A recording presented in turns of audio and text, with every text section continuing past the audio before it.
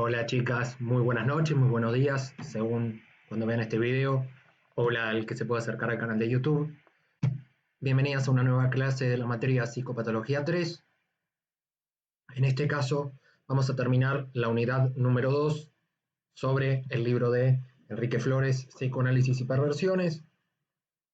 En este caso vamos a trabajar sobre la clínica de la perversión, cómo poder diagnosticar una perversión, trabajar los síntomas, el diagnóstico, y vamos a hacer una síntesis conceptual sobre los temas más importantes a los cuales llega el autor. Como temas centrales tenemos que tener en cuenta cuáles son los síntomas de una estructura perversa, cómo se llega al diagnóstico, cuál es la demanda de análisis si es que el perverso va a terapia, y dejo acá una pregunta esbozada que vamos a responder después. ¿El perverso acude a una terapia o a hacer un tratamiento?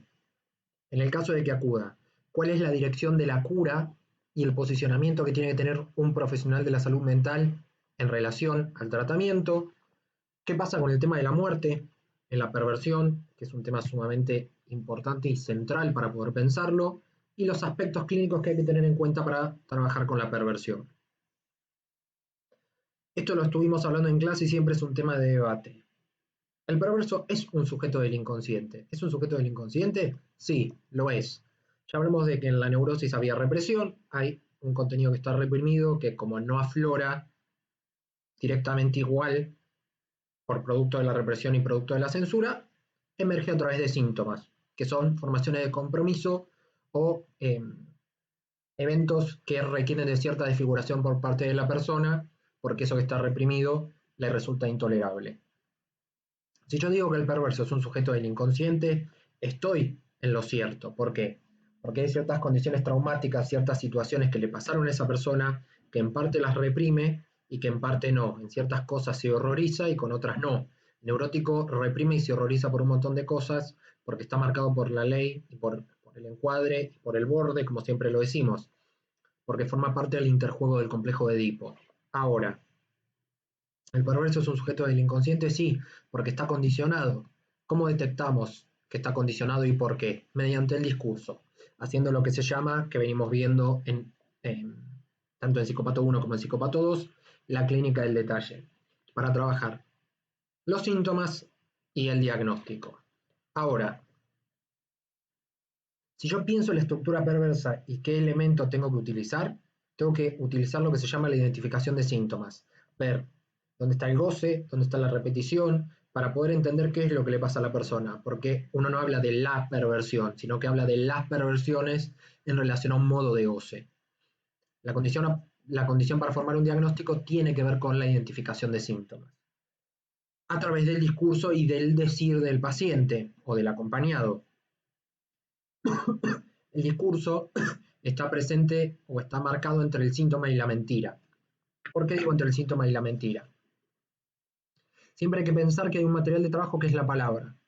Yo abordo lo que le pasa a la persona, tenga neurosis, tenga psicosis, o en este caso, como estamos viendo en Psicópato 3, la perversión, trabajo con la palabra y con el discurso. Pero también está el registro imaginario, como vimos en la clase pasada, que tiene que ver con la suposición. Y está la interpretación que hace la persona de eso que pasó, que tiene que ver en parte con la mentira.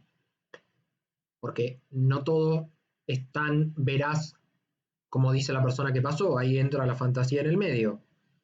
Si yo trato de encontrar la causa de los síntomas, automáticamente voy a reposicionar a la persona en el discurso para que pueda hablar de eso que le pasa. Las perversiones tienen que ver con un goce, con esta mezcla de placer y displacer y de repetición alrededor de eso. Hay una frase muy clara del texto que dice: por la mentira se llega a la verdad. El síntoma es una formación que no es tan genuina como parece y hay que llegar a la verdad del síntoma encontrando la causa. Siempre el diagnóstico lo trabajamos desde el lo discursivo, pero lo trabajamos en el registro del decir. Tenemos que trabajar y lograr que la persona diga lo que le pasa para poder encontrar la causa de ese síntoma. Las perversiones se pueden trabajar. El psicoanálisis tiene una cuenta pendiente porque en su momento pasaba que Freud planteaba que las perversiones,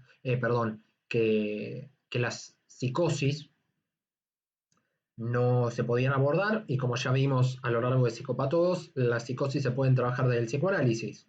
El origen de la perversión tenía que ver con algo sexual y paulatinamente podemos suponer que la sexualidad es perversa porque la meta de la sexualidad no es siempre la procreación, sino que es la obtención de placer. Con Lacan, la perversión adquiere una estructura aparte, se empieza a trabajar la estructura perversa o al perverso en sí desde la mirada psicoanalítica, desde el discurso, desde la vida cotidiana, desde las observaciones, entendiendo que hay una práctica clínica que hay que desempeñar, en la cual hay que trabajar, hay que escuchar a la persona, ya que en esos síntomas hay que ver qué sustituye, o sea, por quién habla o por quién dice esa persona o ese síntoma, ese sádico que pega, ese masoquista que recibe el golpe, ese fetichista que usa zapatos, ese boyerista que le gusta mirar, el exhibicionista que le gusta ser mirado. Hay que ver por quién habla y para quién habla, porque entendemos que el síntoma de la persona perversa está dirigido a un otro, por ende lo podemos meter en el terreno del acting out. Ahora, hay que posicionar a la persona perversa en relación a su inconsciente, a lo que le pasó, y en relación a su deseo, porque el deseo está obturado, y si uno pone en juego en la estructura perversa el deseo, automáticamente va a poner en juego a la falta, lo cual es una complicación, porque como ya vimos, el perverso reniega de la falta y ponerlo en el plano del deseo va a ser un problema para el perverso. La madre tiene un rol preponderante en la perversión. ¿Por qué? Porque la madre se ve como completa, debido a que la persona no asume que la madre está castrada o que está en falta. Entonces, tanto el discurso como la acción de la madre van a posicionar a la persona en relación a su inconsciente, en relación a su deseo. De ahí viene la famosa frase de madre santa, hijo perverso. Siguiendo con las imágenes de Peter Callesen, como para ir relacionando el tema de psicoanálisis y perversión, la muerte influye mucho en la mirada del perverso, por eso también puse esa imagen. ¿El perverso demanda análisis? Me generé esa pregunta. El perverso en el fondo, en ese acto sádico de golpear, el masoquista de recibir, se asusta de sus actos, tiene temor, pero si muestra temor, muestra algo de la angustia de castración y de sentirse expuesto, y la persona que es perversa está sometida bajo la repetición, como vamos a ver más adelante con los libros de Nacio, las unidades que siguen, y la angustia de castración es lo que busca evitar el perverso. Eso es lo que puede generar la demanda de análisis en los pacientes con perversión. ¿Por qué? Porque el perverso se esfuerza todo el tiempo en tapar esa angustia de castración, en la posibilidad de perder. Pero en el fondo, el perverso no asume que algo le angustia. ¿Qué es lo que le angustia? El tema de permanecer en el borde de su propia muerte. Todo el tiempo el perverso da un pasito más. El sádico pega, pega, pega, transgrede, transgrede, transgrede, daña, lastima. Ahora, la posibilidad de entender que el cuerpo es finito y que la persona se puede morir, cae con la posibilidad de que la persona pueda perder o que su propio goce pueda ser cortado, cooptado, limitado, y la posibilidad de que la persona deje de gozar y deje de repetir, goce en el sentido lacaniano de mezcla de placer y displacer, para el perverso es una gran complicación. El miedo a morir es lo que esconde un poco toda la máscara perversa del acto repetitivo del perverso. Ahí coincide bastante con el obsesivo. ¿Pero por qué? Porque el acto perverso en sí es un riesgo. La persona transgrede, desafía, y en esa transgresión y en ese desafío puede morir por la búsqueda de ese goce. Porque es tal el condicionamiento que sufre la persona por ese modo de gozar, en esa mezcla de placer en el displacer, que el riesgo puede ser la propia muerte. Y si hay muerte, el cuerpo es finito. Si es finito, la persona no puede gozar. Y lo que está buscando todo el tiempo es su modo de gozar, que es particular de cada perversión. La ética perversa tiene un problema, que es el placer. ¿Por qué? Porque hay una mezcla de placer y displacer. O sea que si hablamos de placer, en la ética perversa y en la perversión en sí, no podemos hablar de placer puro, sino que hablamos de displacer, y en la sumatoria de los dos está el goce, que es el protagonista. El perverso ve al goce como un imperativo, como una obligación. El modo de gozar es lo único que importa, es como si fuera una obligación del super yo. Tenés que gozar porque es lo único que te puede llegar a estabilizar, lo cual es muy complicado para el terapeuta, para el acompañante terapéutico, quien trabaje con las perversiones, porque es difícil trabajar con un imperativo. tal como pasa en el ejemplo que estoy mostrando ahí de la imagen, termina siendo un problema. Hay una técnica para trabajar las perversiones, que es la ética del hacer hablar, del buen decir, como vimos en Psicópato 1, allá tiempo y a lo lejos. La técnica es el hacer hablar, la persona diga, que pase del silencio a la palabra, que transforme el acto para entender cómo escucha la persona perversa, cómo hacer que diga lo que le pasa y tratar de detectar el síntoma, dónde está el goce, dónde está la repetición, dónde está el eh, punto de quiebre en esa repetición para poder eh, permitir que la persona hable. Hay que tratar de mirar qué es lo que hace la persona, poder escuchar. Y el tema también va a estar en cómo trabajar con un perverso que cree que sabe. Dijimos que la persona con neurosis se hace preguntas todo el tiempo, la persona con psicosis tiene certezas. La persona perversa cree que sabe. Es muy difícil construir esa demanda del perverso, neurotizar al perverso, llevarlo al terreno de la falta, del deseo de la ley. Porque la única ley que importa es la ley del goce, la ley de su propio deseo. Esto de ayúdeme a seguir gozando, goce conmigo. Es muy raro que alguien vaya a terapia, sí, siendo perverso, pero ¿por qué? Porque si va es porque está angustiado y porque lo que hace es visto por el entorno como algo negativo. Eh, Puede llegar por presiones sociales. Cuando uno va a un hospital, a un psiquiátrico o a una cárcel, es lógico que uno se encuentre con estructuras perversas que demanden análisis porque hay ciertas presiones sociales o ciertas obligaciones. Es muy común encontrar, tanto en hospitales o cárceles, personas que transgreden la ley, desobedecen el orden legal y están obligados a ir al psicólogo. No hay una demanda genuina de análisis como pasa en la neurosis. En ese caso hay que construirla.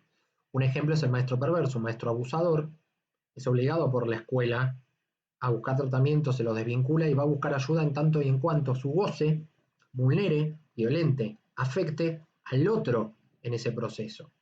Siempre hay que construir la demanda paulatinamente porque es muy difícil generar una estrategia de trabajo con alguien que es perverso porque instaurar la falta le generaría angustia.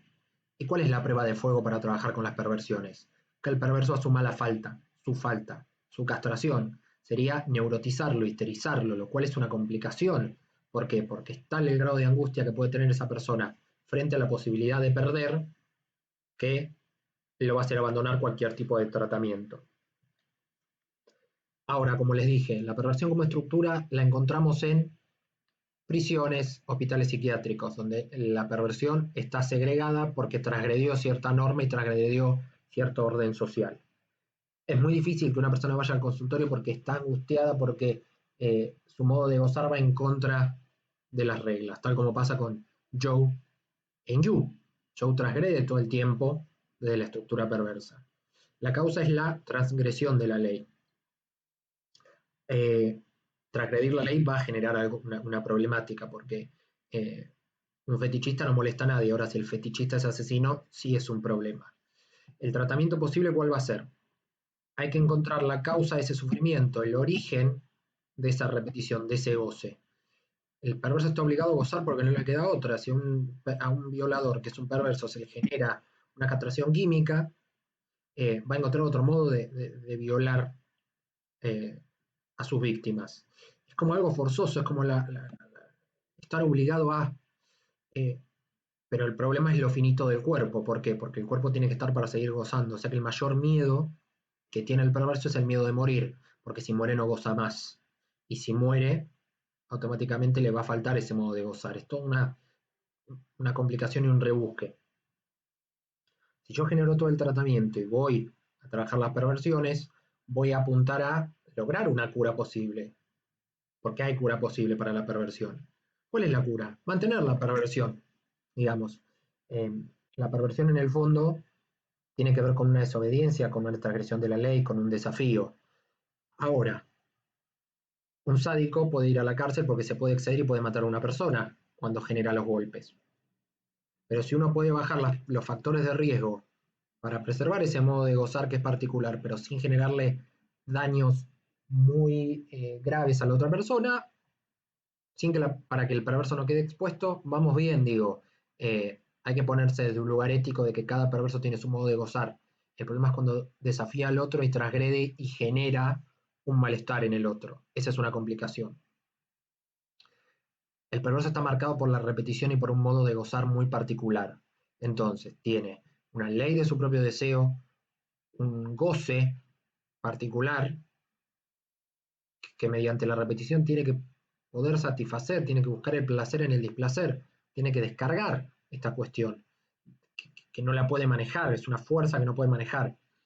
Si yo al perverso lo pongo en el terreno del neurótico e instalo la lógica del deseo, no la lógica perversa, automáticamente voy a generar una nueva ley, que le ponga un límite a ese goce, para que no vulnere los derechos del otro.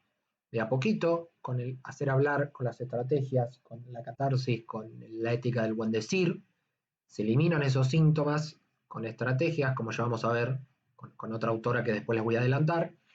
Hay que generar un deseo y una ley que no sean propios del goce y del imperativo de la perversión, sino que vaya más o se emparente más del lado de la neurosis. Tiene que ver con un nuevo modo de pensar, su modo de gozar. Respecto de el punto 5 es eso. Lo que ustedes van a tener que considerar y leer aparte son los casos David y el caso Esteban, que están en el libro. Esos van, más allá de estas cuestiones teóricas, van a entrar para el parcial y seguramente los van a tener que analizar. Caso David y caso Esteban. Se los aclaro para que ya lo sepan. Para ir terminando la unidad 2, en sí, ¿para qué sirvió todo este libro? Para trabajar las perversiones. Vamos a ir a las reflexiones finales como puntos importantes en función de estas flechas o estos recorridos. Los medios de comunicación confunden perversión y perversidad. El perverso tiene un modo de gozar, o de no joder a nadie. Ahora, los medios reproducen un mensaje de que perversión y perversidad es lo mismo. Lo que vende es encontrar un perverso y aumentar la cuota de perversidad. Diría Canaletti, impacto. Lo que vende, lo atractivo, es ese perverso, es eso que sale de la norma o de lo socialmente esperable. No hay que confundir perversión y perversidad, como lo dije antes. No hay que pensar en el mensaje que dan los medios. Es una equivocación pensar que el perverso daña. ¿Por qué? Porque la perversidad o la malignidad tiene que ver con generar el daño. Sí tenemos dentro de las perversiones el mayor grado de perversidad, que fue el ejemplo que di antes, que es el sádico. El sádico sí tiene un grado de perversidad de generar dolor en el otro. Todo el tiempo en la perversión se juega la transgresión, todo el tiempo está el corrimiento del límite, del borde. ¿Cuál es la finalidad principal respecto a las perversiones? Gozar antes que dañar. El goce es lo que importa. Es mi modo de obtener placer en el displacer y de obtener un modo de goce. Eso pasa en todas las perversiones. La base es gozar antes que dañar, salvo el sadismo, que en el daño, en el golpe que se le propina a otra persona, está el modo de gozar. Hay que entender también la cuestión de la muerte. El goce propio de las perversiones tiene que ver con esta cuestión de la pulsión de muerte. Es una expresión. Hay algo de volver a un estado cero, de hacernos daño todo el tiempo, que el goce en esta mezcla de placer y displacer hace que uno se lastime. Emerge lo dañino, lo destructivo, y el perverso muchas veces no se da cuenta de eso. Cuando uno compra transgresión, esa transgresión tiene un precio, que ¿cuál es? El goce.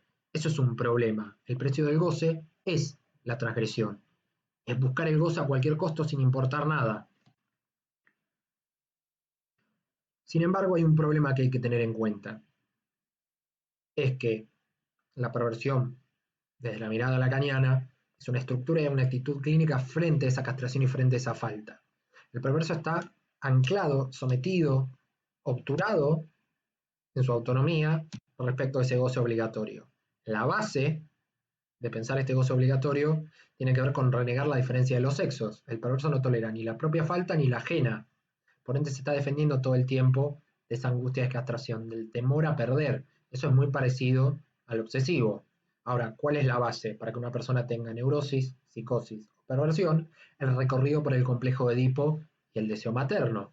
Acuérdense que la neurosis, el padre intercede, separa al niño de la línea, se instaura la ley como tal, y en esa misma línea, como les decía, el padre separa a la madre del niño, genera un corte para que el niño pueda tener autonomía y poder salir de ese complejo de Edipo. es según cómo el niño o la niña se pare frente a ese deseo materno y esa ley que puede generar el padre, que va a haber neurosis, psicosis o perversión. En la perversión hay una relación directa de madre santa a hijo perverso. Hay una relación directa y una fijación respecto de la madre, como había explicado. En la neurosis pasaría todo lo contrario. En la neurosis habría ley, habría borde, habría encuadre, habría deseo, habría falta, habría goce desde el lado sintomático y habría represión. En la perversión hay represión, hay un recorrido respecto del inconsciente, sin embargo el problema principal ¿cuál va a ser? Va a ser el posicionamiento que se tenga respecto de la madre. El psicoanálisis en el fondo está marcado por la clínica del deseo. El psicoanálisis es la clínica del deseo. Poner en juego al deseo como tal nos va a abrir la posibilidad de trabajar con estructuras perversas desde una postura neurótica. Siempre hay que entender que el concepto de perversión es evolución, porque no todas las personas acatan todo el tiempo las normas, las respetan. La transgresión de la perversión también es necesaria para que nosotros los neuróticos entendamos que hay veces que hay que cuestionar el orden establecido. No puede ser todo verticalista y rígido. La perversión, ¿qué nos tiene que enseñar? Que hay que cambiar para revisar las normas. El problema es cuál es el modo de goce, cuál es el respeto que se tiene por el otro y cuál es el límite y el respeto que se le tiene a la norma, a la ley y cuál es el daño que uno genera en esa transgresión. Hasta acá la clase de hoy. Con esto terminamos la unidad número 2. La próxima clase vamos a trabajar la unidad 3, que nos va a llevar un par de clases más, previo al parcial, que es mucho más adelante. Acuérdense que para el parcial van las unidades 1, 2 y 3. La semana que viene arrancamos la unidad 3 y vamos a trabajar otros abordajes conceptuales de la estructura perversa. Ya trabajamos hasta el momento Joel Dor con la unidad 1, estructura y perversiones y estructuras clínicas y psicoanálisis, y venimos trabajando el libro de Enrique Flores, Psicoanálisis y Perversiones. Todo el recorrido que hicimos fue funcional a lo que vimos en todas las psicopatologías de corte psicoanalítico. Ahora, vamos a ver miradas no tradicionales. ¿Pero por qué? Vamos a trabajar a Otto Kemberg, que lo trabajamos en Psicología de la Personalidad, porque tiene una mirada más amplia y no tan psicoanalítica rígida respecto de las perversiones, pero viene en continuación a lo que venimos hablando. Vamos a trabajar la mirada de Susana Curás del rol de la T en la psicopatía, para poder pensar estrategias y modos de abordaje de el acompañante terapéutico con la estructura perversa. Y para cerrar, voy a utilizar una frase de Simone de Beauvoir: la familia es un nido de perversiones. Todo el tiempo, en todas las familias, hay perversiones, tanto como integrantes familiares hay, digo. Todo remite a un enfoque familiar, a un grupo donde uno se crió, y cada cual dentro de un ámbito tiene un modo de gozar diferente. Por eso tomé esta frase de Simone de Beauvoir: la familia es un nido de perversiones. Desde ya muchísimas gracias por tomarse el tiempo de ver este video. Chicas, lean los casos David y Esteban, considérenlos para el parcial porque van a tener que articular con teoría, y espero haber sido claro. La semana que viene vamos a estar haciendo un encuentro sincrónico para despejar dudas y trabajar la unidad 3 con esto que les adelanté, Otto Kemberg y Susana Curás. Desde ya, muchísimas gracias por tomarse el tiempo de ver este video. Los que no formen parte de la comunidad educativa de la carrera terciaria, al resto de las personas también les agradezco por tomarse el tiempo de ver mis explicaciones. Pueden comentar abajo si quieren. Desde ya, muchas gracias y será hasta el próximo video.